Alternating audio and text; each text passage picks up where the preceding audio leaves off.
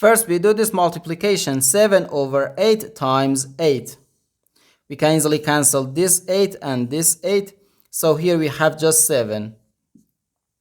And 14 divided by 7 gives us 2.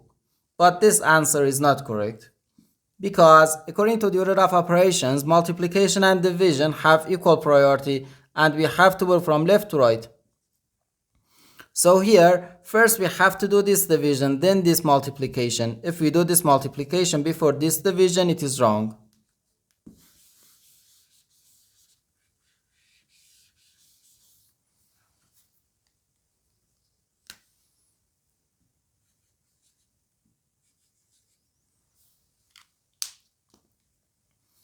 So first we have to do this division, 14 divided by 7 over 8.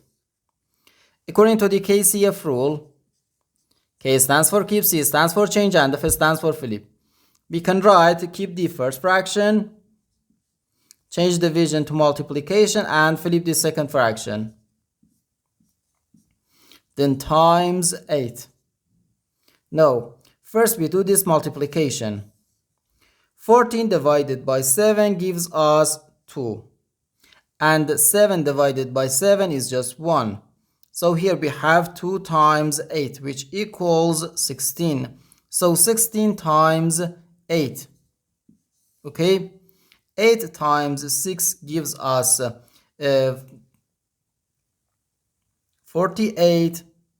We write 8 here and carry 4 here. 8 times 1 equals 8, and 8 plus 4 equals 12. So 128, and this is our final answer to this problem.